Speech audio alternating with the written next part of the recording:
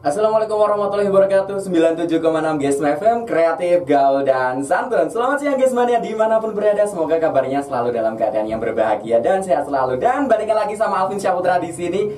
Ngomongin tentang Alvin Syahputra, hari ini Alvin kedatangan dua narasumber keren. Karena kesempatan siang kali hari ini kita bakalan ditemenin oleh bapak-bapak dari tim Bawaslu Kabupaten Sukoharjo. Kita akan ngobrol seputar tentang pemilihan umum di daerah Kabupaten Sukoharjo. Tapi kita sapa dulu, ada siapa di sini? Ada Bapak Bambang Muryanto selaku Ketua Bawaslu dan juga menjabat sebagai Koordif Pengawasan. Selamat siang Bapak. Selamat siang. Selamat siang. Sehat Bapak ya? Alhamdulillah. Alhamdulillah.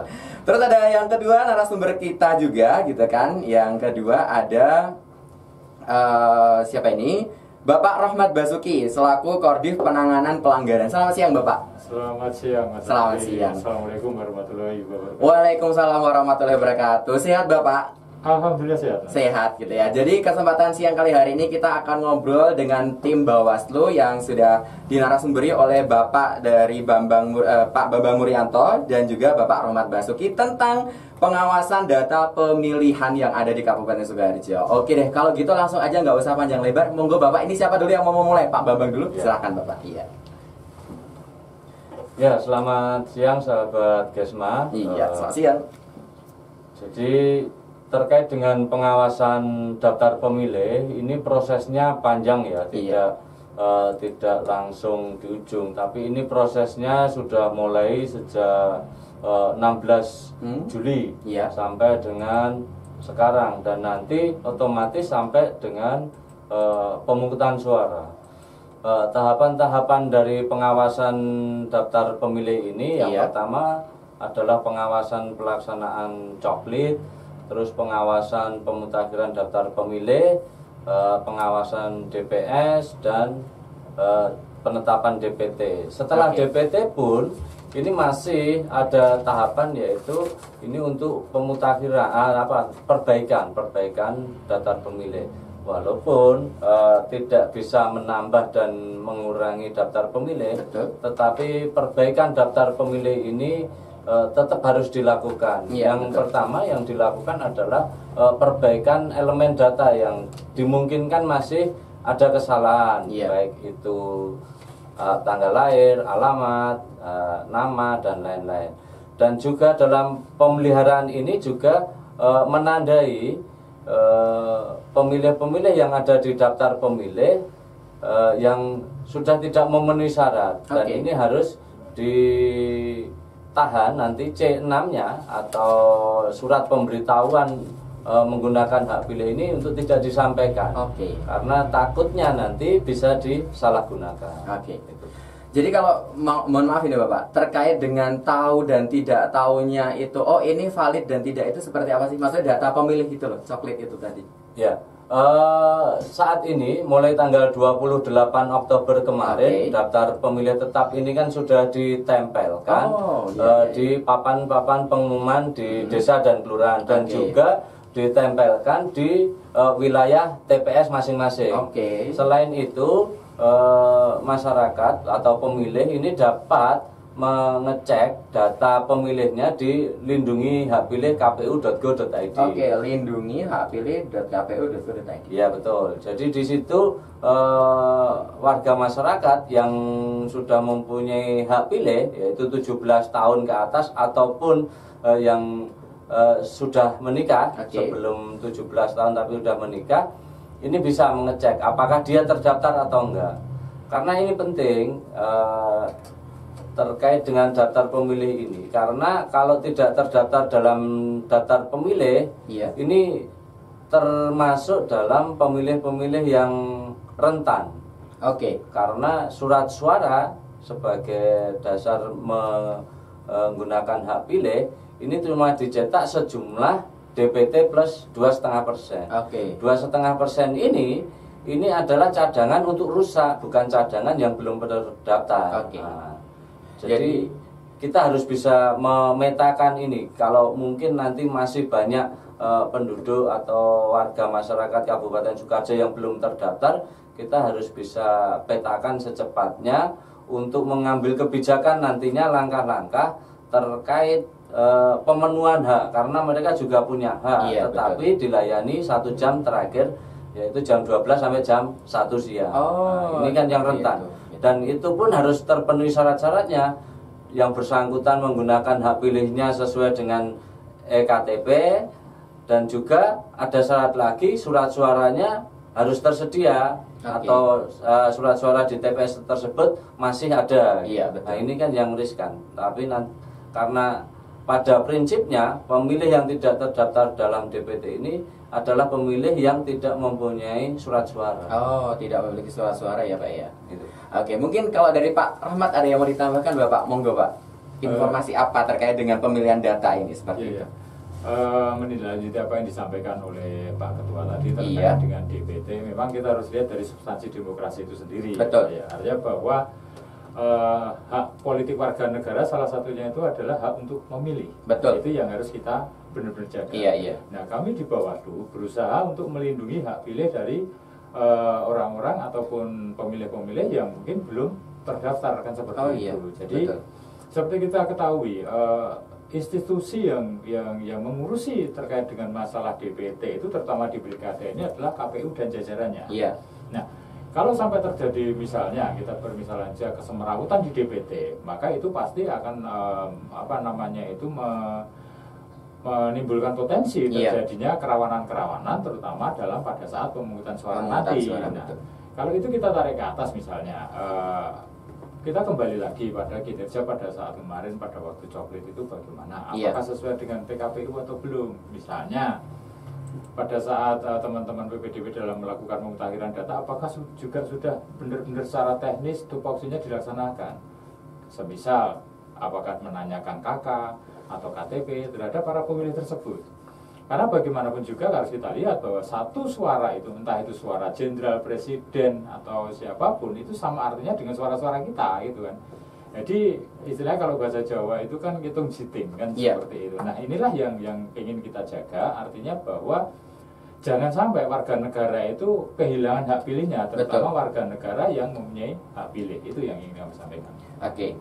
Dan buat Gismania di mana berada, itu tadi informasi seputar tentang pengawasan data pemilihan. Dan buat Gismania yang ingin bergabung boleh banget langsung aja di 0271 744 211 atau di line WhatsApp-nya ada di 085 880 543 976. Dan sepertinya ini sudah ada yang mau bergabung di line WhatsApp Bapak. Coba saya cek dulu ya Bapak ya.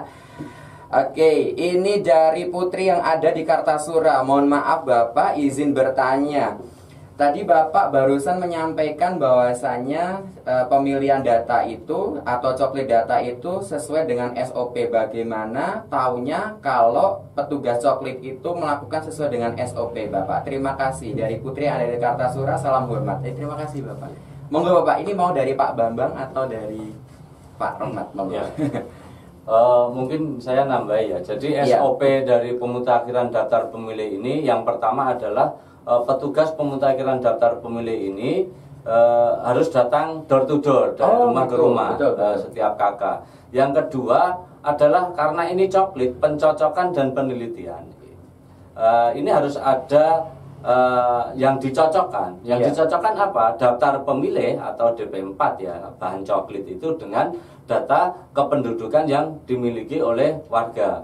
Apakah yang bersangkutan ini memang benar warga Sukoharjo, terus sudah 17 tahun atau sudah menikah dan lain-lain, dan mungkin ada perubahan elemen-elemen kependudukan lainnya, misalkan kemarin belum menikah sekarang sudah menikah, atau mungkin karena kemarin sehat terus karena kecelakaan mengakibatkan dia ada cacat fisik, nanti ada keterangan disabilitas. Dan juga mungkin kemarin belum rekam EKTP, ini sudah rekam EKTP. Jadi semua itu harus ada 12 elemen itu yang harus ditanyakan, istilahnya apa ya, wawancara. Seperti ada form listnya seperti itu ya Pak? Apa yang harus ditanyakan dan dicari gitu ya? Termasuk mungkin ada perubahan nomor KK, perubahan NIK dan lain-lain. Nah, ini yang kemarin banyak kita jumpai,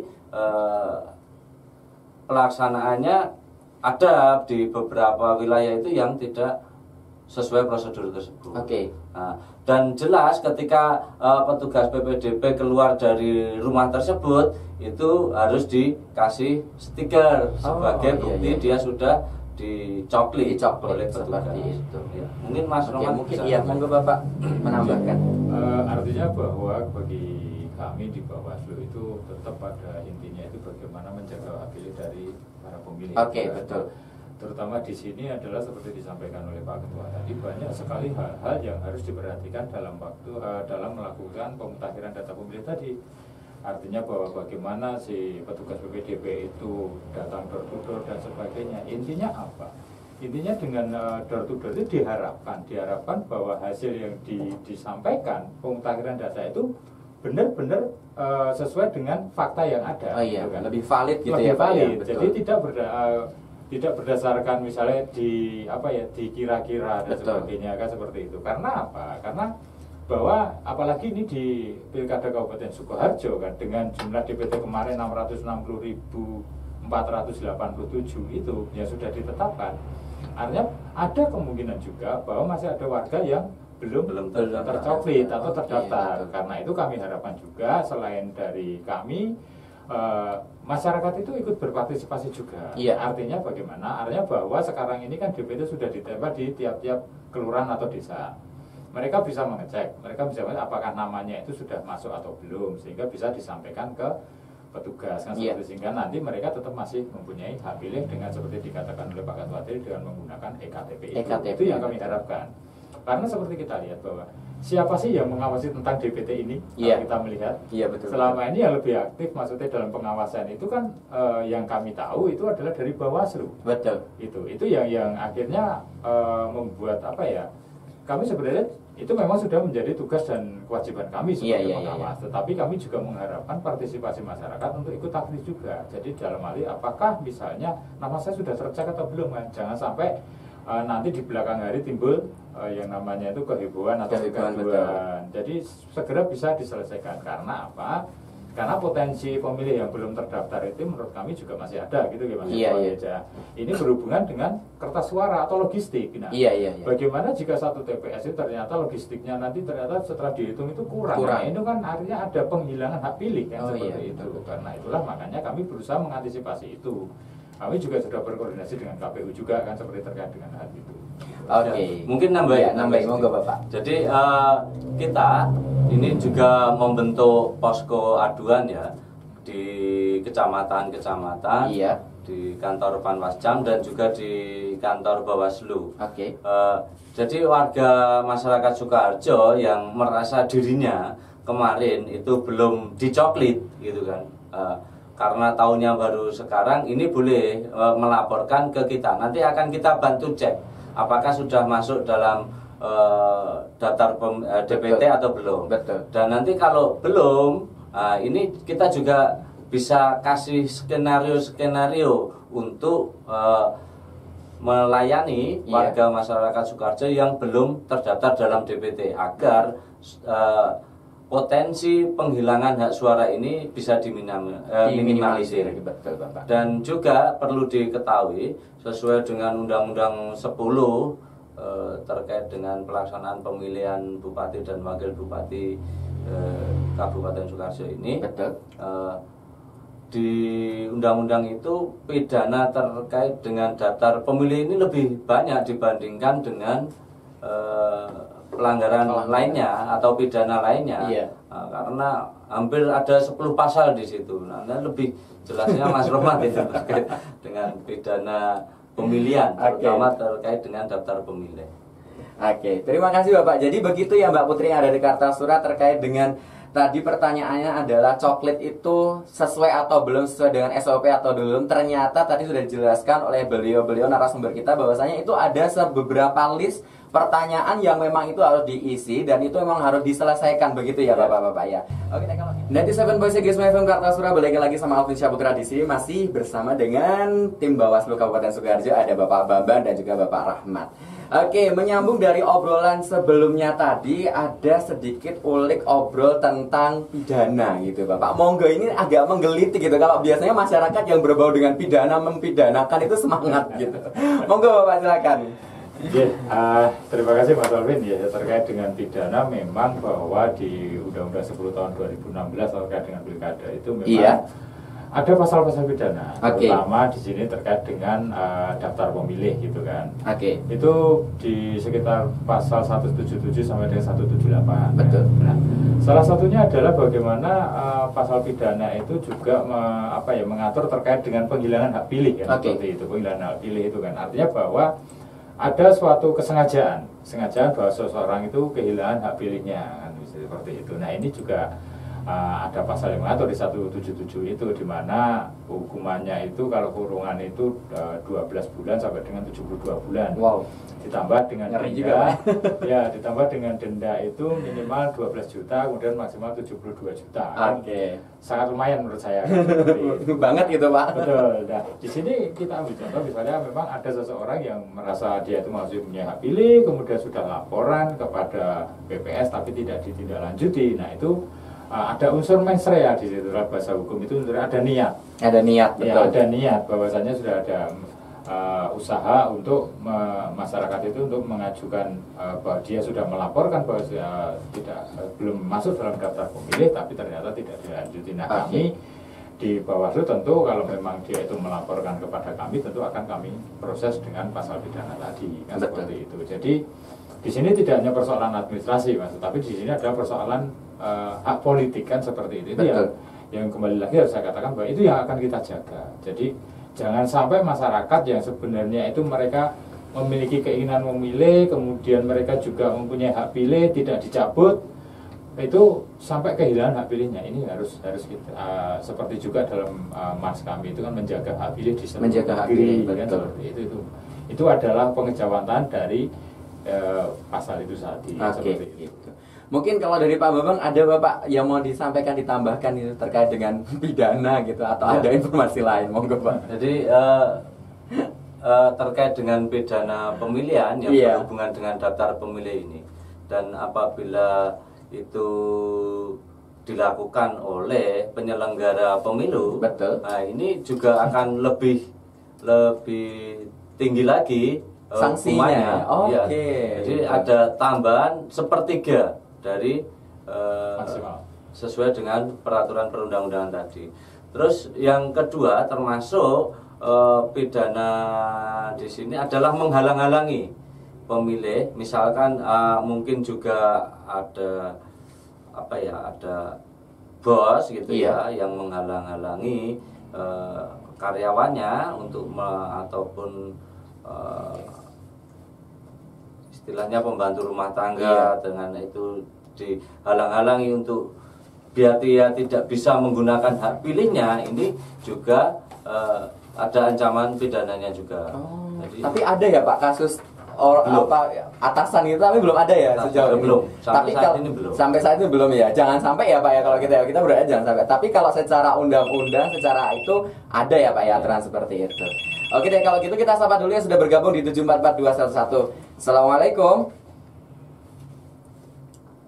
Waalaikumsalam. Dengan siapa di mana? Rista di? Oh, di Sukoharjo. Oke, sini juga Sukoharjo, Mbak. Oke, silakan Mbak Rista mau bertanya tentang apa ini kepada beliau-beliau nih. Langsung aja nah. Iya. Iya.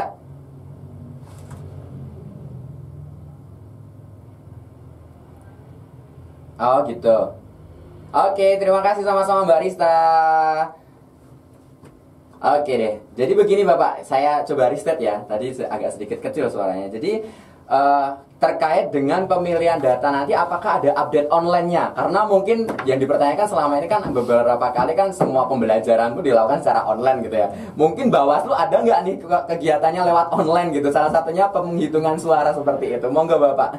Mau Pak Bambang atau Pak Rahmat silakan. Kalau update secara online, itu artinya bahwa kita melihat bahwa DPC itu sudah ditetapkan. Itu artinya bahwa silakan cek namanya itu apakah sudah tercatat atau terdaftar di KPU online Lindungi Hak Pilih itu tadi. Betul. Nah, kalau memang belum, maka otomatis kan nanti dia akan menjadi seorang pemilih EKTP tadi, Mas. Betul. Jadi Kalau apakah ada update online, artinya kan ini masih DPT sudah ditetapkan, tetapi memang itu harus ada masyarakat itu nanti untuk memberitahukan kepada BPS bahwa dia belum terdaftar sehingga nanti gitu. Iya. Mungkin kalau dari Pak Bambang? Ya. Kalau laporan kalau di kita laporan terkait dengan kepemiluan, ini bisa menggunakan kanal-kanal yang sudah ada seperti lewat Gowaslu ataupun lewat email, IG, FB kita semua. Jadi sampaikan mungkin masukan-masukan terkait dengan kepemiluan, mungkin belum terdaftar, ini juga bisa dilaporkan ke kita ke itu. Kalau terkait dengan update daftar pemilih, ini saya kira cuma update-nya itu cuma perbaikan data bisa menambah dan mengurangi. Betul.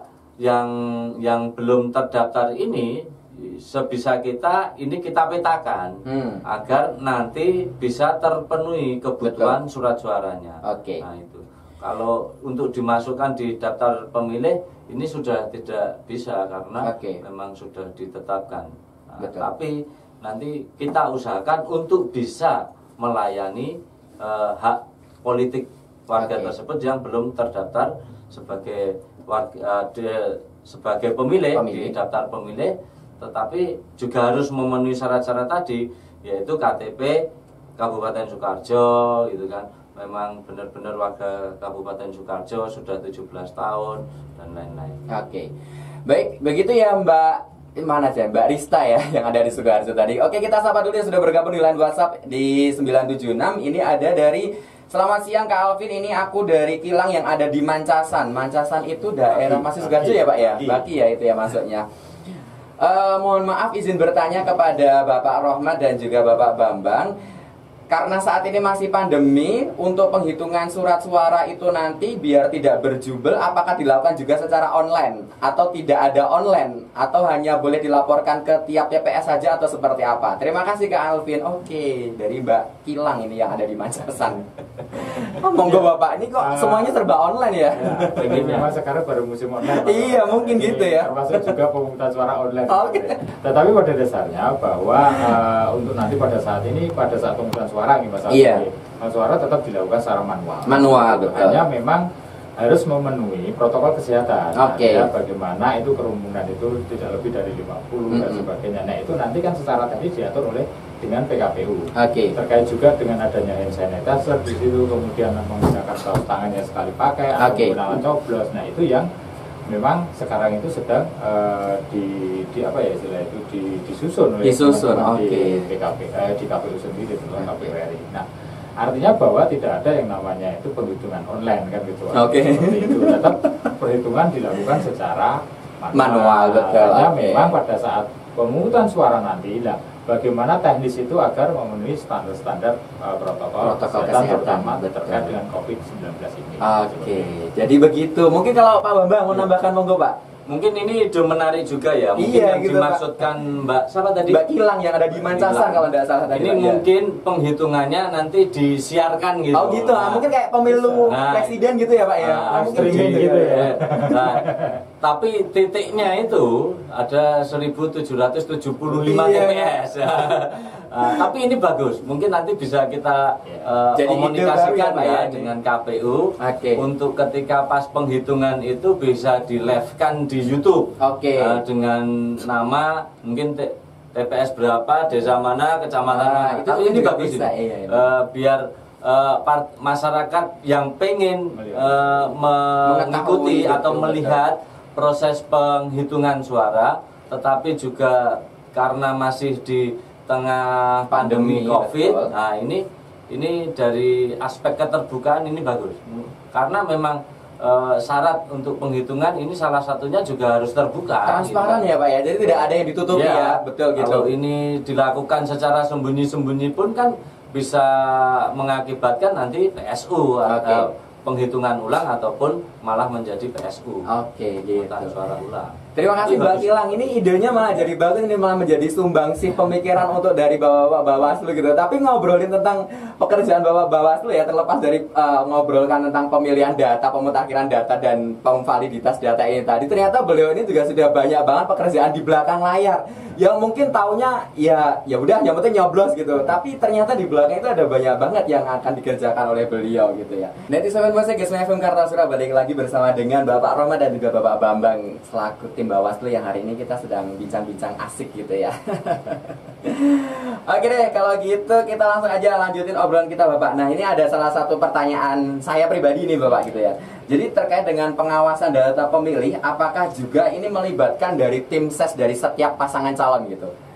Atau hanya khusus Bawaslu doang nih pekerjaannya nih gitu? Iya. Sebenarnya kalau kami di Bawaslu mengharapkan adanya partisipasi masyarakat ya. Dari partisipasi masyarakat itu tidak hanya dari tim ses, tapi juga masyarakat yang lainnya. Tetapi fakta di lapangan bahwa selama ini yang intent terhadap pengawasan DPT itu lebih banyak di Bawaslu kan seperti itu. Karena itulah makanya pada waktu ini kan DPT sudah ditetapkan. Artinya bahwa kami mengharapkan masyarakat itu untuk mengecek lah, minimal mengecek ke kantor-kantor kelurahan atau kantor desa di mana sih sudah tertempel nama-nama yang masuk dalam DPT di tiap TPS di kelurahan atau desa tersebut. Sehingga dengan cara seperti itu maka otomatis juga akan mengurangi jumlah yang yang tidak masuk dalam daftar pemilih atau bahkan mereka yang belum masuk daftar pemilih itu bisa diinformasikan atau bisa melalui kami juga. Ada bahwa kami seperti disampaikan Pak Ketua tadi, kami juga membuka yang namanya itu layanan aduan terhadap pemilih. Betul. Ya. Nah, hal-hal itulah yang sebenarnya kalau kami melihat bahwa itu memang yang lebih penting itu bukan dari Bawaslu, tapi bagaimana dari partisipasi masyarakat. Oke, jadi kita malah sebenarnya melibatkan masyarakat ya Pak ya? Betul, gitu. Bahkan kami berharap juga dari kedua tim ses itu untuk bisa mempunyai, maksudnya bisa mengkoreksi data-data pemilih itu. Betul. Sehingga kita saling saling cross check lah antara data di Bawaslu, data di KPU, data di tim ses atau mungkin juga data-data yang ada di masyarakat itu kan seperti itu sebenarnya. Oke, jadi ternyata dari tim Bawaslu itu sangat terbuka kepada seluruh masyarakat, elemen masyarakat untuk bisa membantu pengawasan ya Pak ya. Betul. Proses jalannya pemilu itu seperti apa gitu. Monggo Bapak, mungkin kalau dari Pak Bambang ada yang ditambahkan lagi terkait informasi pemilihan data gitu. Ya. Terkait daftar pemilih ini malah lebih enak sebenarnya kalau laporan. Tinggal dipoto KK atau KTP-nya disampaikan ke kita, nggak usah ada klarifikasi dan lain-lain. Kita cek di daftar pemilih, ketika belum ada pasti akan kita kawal agar itu terdaftar di daftar pemilih. Betul. Dan sampai saat ini juga ada beberapa ya, ada paling enggak ya 10-an lah lebih yang sudah melaporkan terkait yang bersangkutan ini belum terdaftar di daftar pemilih. Oke, gitu. Kita kan juga terbatas ya personil, kita cuma ada pengawas di tingkat desa itu cuma 1 orang, gitu kan. Jadi kita pun juga 1 orang itu nggak mungkin hafal seluruh warga di desa tersebut, gitu kan. Jadi partisipasi masyarakat terkait dengan daftar pemilih ini yang harusnya aktif. Kalau selama ini yang paling menonjol di kita terkait dengan daftar pemilih ini selain masukan-masukan masyarakat tadi, ini terkait dengan akurat dan mutakhirnya, yaitu antara lain analisa ganda dalam daftar pemilih dan mungkin yang sudah TMS. Kalau TMS ini kan data meninggal dunia terutama. Betul. Ini kan datanya ada di kelurahan ataupun di dinas sosial. Betul. Nah, ini yang menjadi pembanding kita, data pembanding kita untuk bisa mengawal. Tetapi kalau yang belum terdaftar ini pasti yang mungkin kita kelewat karena personil kita yang terbatas. Oke. Jadi karena keterbatasan personil gitu ya Pak. Yeah. Tapi pada dasarnya itu tidak menjadi penghalang untuk dari tim Bawaslu memberikan keterbukaan kepada siapapun terkait informasi dengan pemilihan umum yang ada di Kabupaten Sukoharjo itu kita sangat welcome ya Bapak ya. Gitu. Dan ini ada pertanyaan gitu Bapak, sebentar saya cekkan dulu yang ada di line WhatsApp. Ini numpuk banyak banget, saya bingung mau bertanya, mau buka yang mana gitu ya. Kita seleksi dulu gitu. Oke, selamat siang Bapak Bambang dan juga Pak Rohmat. Dapat salam dari Suci, artis Nyanguter. Ini siapa lagi Bapak? Ada yang WA seperti itu? Itu mantan staf itu. Oh gitu ya, dari mantan stafnya gitu kan. Yeah.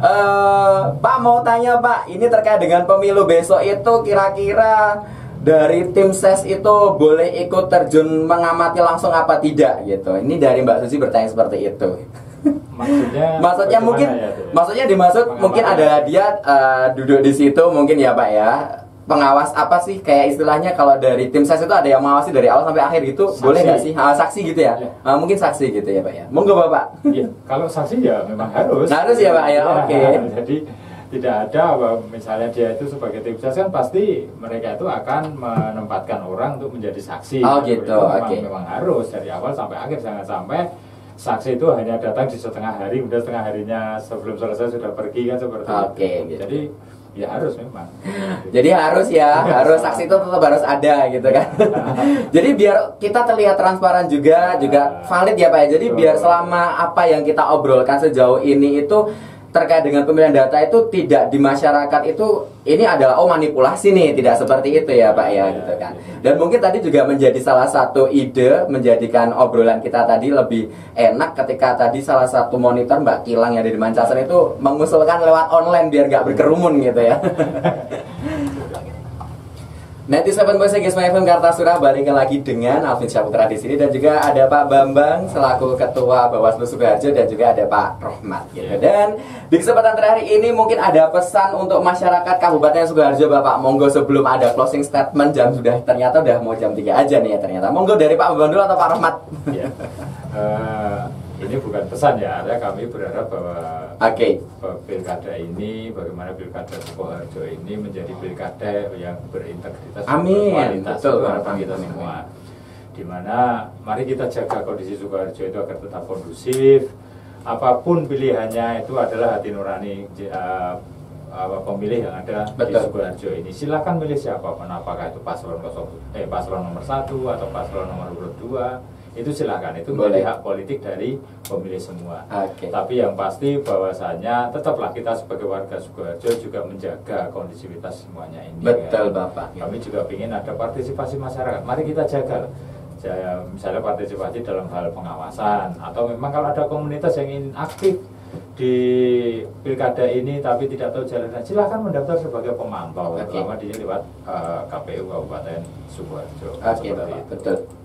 Mungkin kalau dari Pak Bambang, monggo Bapak. Ya, pilkada di tahun 2020 ini kan berbeda dengan pelaksanaan pemilu-pemilu sebelumnya. Betul. Pilkada di tahun 2020 ini dilaksanakan di masa pandemi COVID-19. Betul.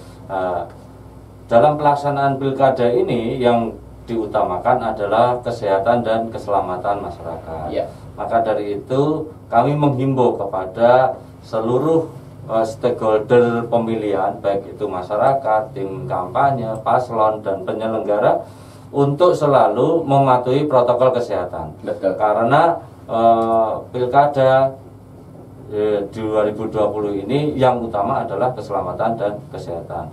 Terus yang kedua, mari kita jaga bersama terkait kondusivitas wilayah Kabupaten Sukoharjo dan kita patuhi seluruh peraturan perundang-undangan, terutama terkait dengan pelaksanaan pilkada.